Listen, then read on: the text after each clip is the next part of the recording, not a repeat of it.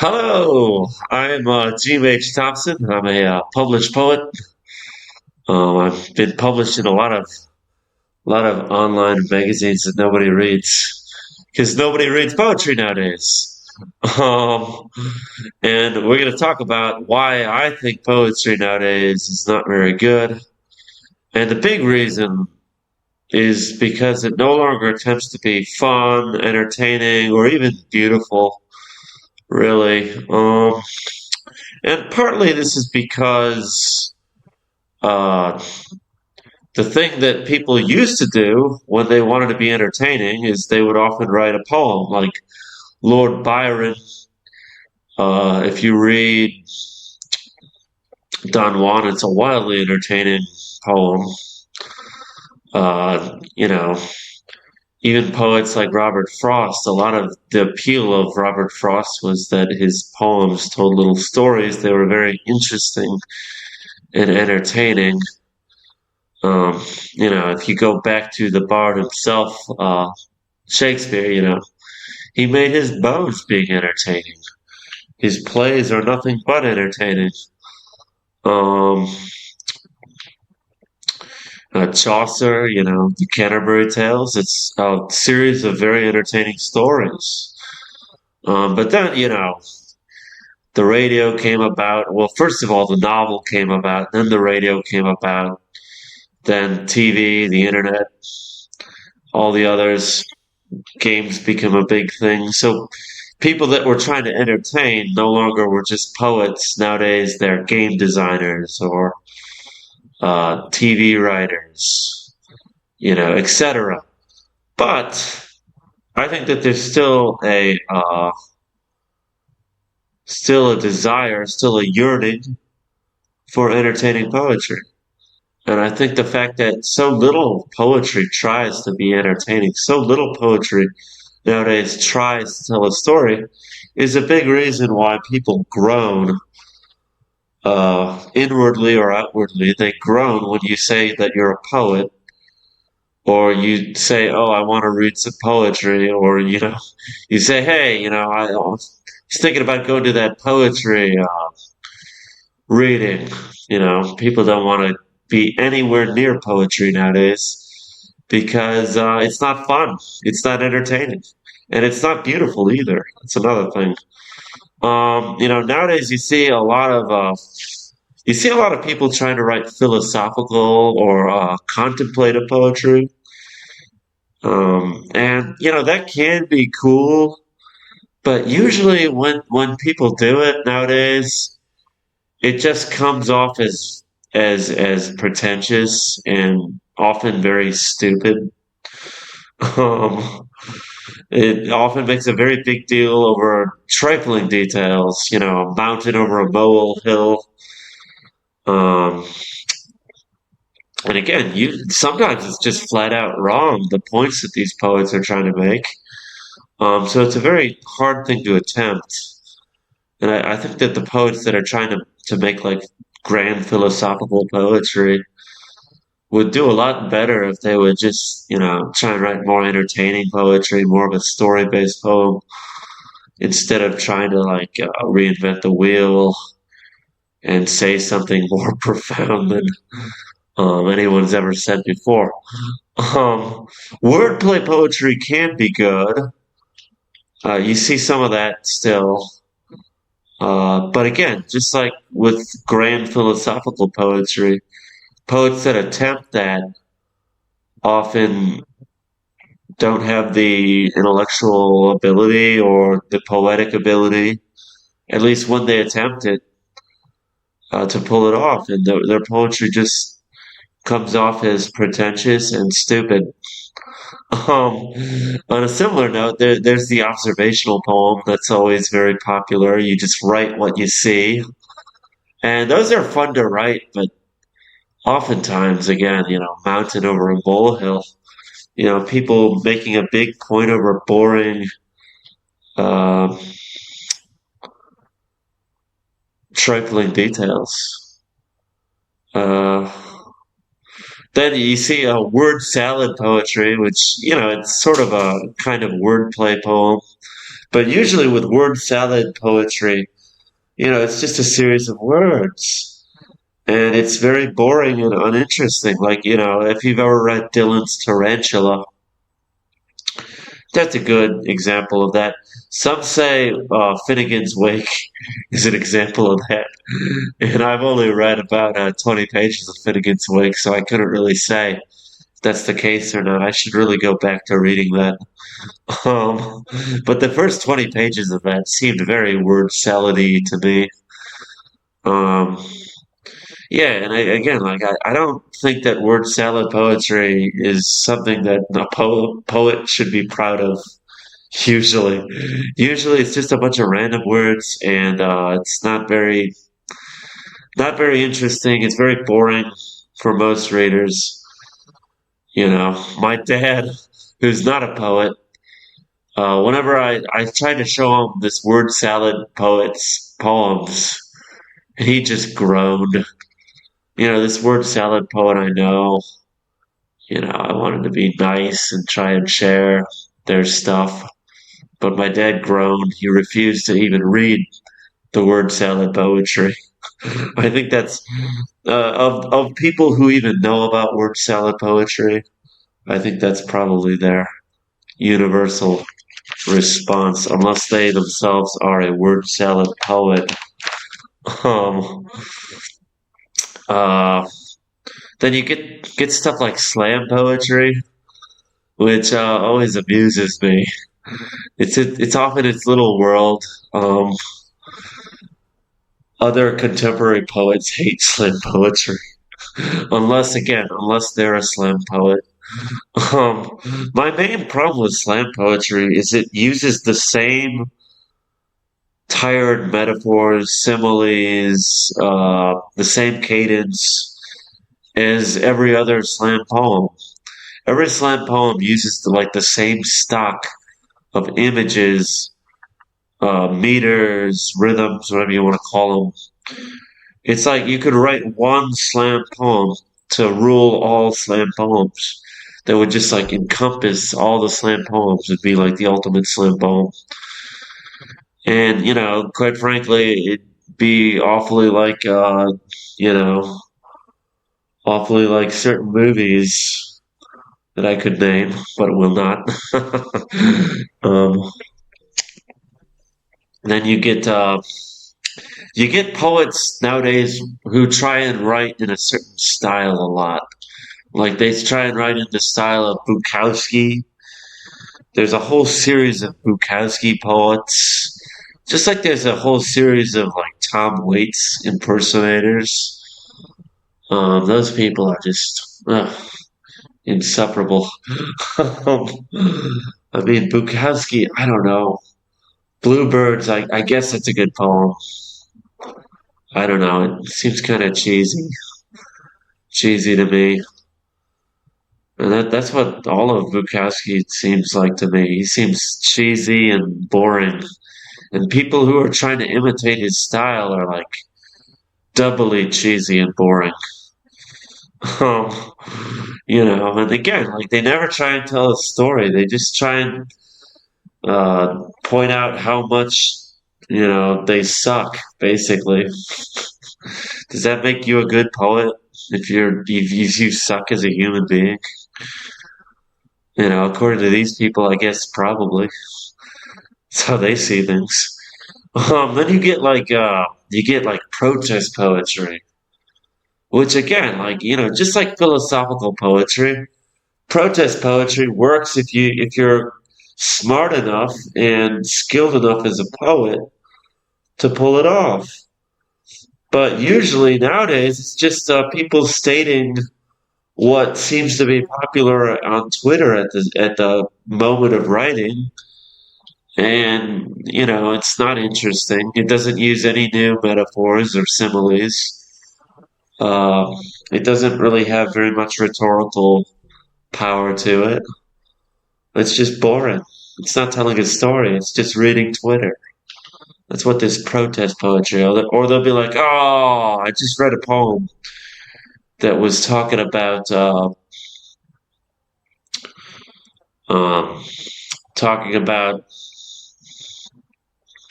why CEO, like why somebody working for a corporation should stop working for that corporation. But they didn't like give any details about what the corporation did. They were just like, "Ah, you're so greedy working for a corporation." It's like, you don't even know this person that you've invented. And you've given the reader no clues about why the corporation's so bad. It's like, it's a corporation, bad. I mean, a lot of corporations are bad, but you got to give details. You can't just be like, you're such a bad person for working for a corporation. It's just so cheesy. That's what most like protest poetry is like nowadays. And then you get like these people that are like, on the fringe, and they want to show how avant-garde they are. They want to show how radical they are, so that they write poetry about how they commit crimes. And usually it's just gross. Or they write poetry about how they do wild bedroom stuff, and they do it in the grossest way possible. And as a reader, I usually just stop reading. I just stop reading it. It's like that's not beautiful. That's disgusting. That's not what poetry is supposed to be about. There are websites for that, and those websites, are a lot more effective than your words. If you're into that sort of thing. And then you get these people. There's a whole website of these people who are like obsessed with formal poetry. And I like formal poetry. I like Shakespeare. I like Chaucer. Um, I like Frost. I like all sorts of formal poets. I like Sylvia Plath, who is actually a lot more formal than people give her credit for. Almost all of her lines have a set number of syllables per line, and almost all her lines end in slant rhymes, not pure rhymes. Um, but most of her readers are too stupid to understand that. But yeah, like so, there's this website of these people. I won't name the website because it's like this weird cult. These people that are dedicated to formal poetry, and they like hate free verse. Like they hate like any free verse poet. They'll say wild things like how um, they'll say like Dylan Thomas wasn't formal enough. I don't even know if they know who Dylan Thomas was, but they'll like dismiss Dylan Thomas as some radical, stuff like that. Um, and I think that they take like a extreme partisan view towards this weird debate of free verse versus formal poetry. And free verse poets do the same thing, but we won't talk about them. I think that most poets are like too ideological, both when it comes to politics and when it comes to poetic politics. Um, and these people on this website, they like you'll think that it's cool. I submitted a number of poems to the website, and they published some of my poems, and I thought it was great because they would publish these poems, these formal poems that I wrote that had like rhyme and meter and stuff. That other websites and uh, journals, I couldn't get them published. I found some websites now that would publish those poems, but at the time, like it was like I was having a hard time finding anyone who would take my poetry. So I thought, oh great, they took like one poem every submission that I gave them, and like I would talk to some of them in the comments. It has a very active comments section. And I thought that was great until like I started having like in-depth like discussions and even arguments with these people in the comments section, and the way they think about things is just uh like these people are detached from reality. I think a lot of poets are like that.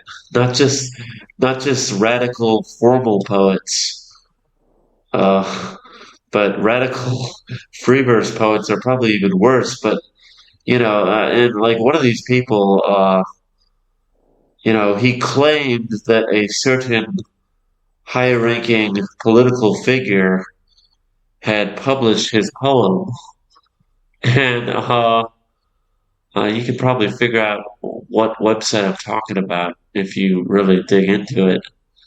And I was like, I don't think that high-ranking political figure even knows who you are. I think you're making this whole thing up. Maybe I shouldn't have. I don't know if I said that in the comments, but that's what I was thinking. And I said other things. I questioned this guy in other ways in the comments, and the whole website like turned against me. I guess I shouldn't have questioned him. I guess it was an impolite thing to do. But I just got the sense of like a hive mind interacting with this society of formal poetry, um, which had like a hive mind mentality about protecting its own members and never giving free verse even a bone, never throwing it even a bone. Because I think free verse is good too. I think it can be done well. I love Eliot. I love Ezra Pound. I love so many free verse poets. Uh, because Eliot and Pound, they both, they tried to entertain. Pound especially, but Eliot too. Uh, the love song of J.L. Prufrock is a wildly entertaining poem. Uh, it's also trying to say some things, some deep things. And Eliot had the philosophical training and the philosophical mind to pull that off. Uh, but a lot of these poets nowadays just don't. And they would benefit a lot if they would try and write poems like Rudyard Kipling wrote poems that are just little stories, or like Frost, same thing. Talking about how somebody's gone and he stops in the middle of the road in the middle of winter. That's two different Frost poems, but you get the idea. Um, little stories. Almost every one of Frost's poems is a little story. If you look at it, right? And people love those poems. Longfellow. Everybody hates Longfellow nowadays. They do, partly because Poe was such a polemicist and spoke so poorly of Longfellow. But read the Song of Hathaway. You can read it for free on the internet. I love that poem. It's a bit simplistic in its language, but that makes it easy to read. And I think it's great how that guy uh, told that story. Yeah, it wasn't his story to tell, but if he didn't tell that story, nobody else would have. Or, some people would have, but nobody would have noticed. So by telling this story, the whole world knows the story of Hathaway now because of Longfellow, um, and his use of poetry uh, to be entertaining. So I think that if you're a poet, you should try and be more entertaining in your poetry and tell some stories, at least for one or two poems, to see what you come up with and to see if you can get more people to respond to your poetry as a work of entertainment instead of just like a navel gazing exercise, which poetry is mostly nowadays. It's just navel gazing and saying, "Oh, woe is me, I'm so profound." Except I'm not. I'm just a stupid modern poet. So challenge yourself.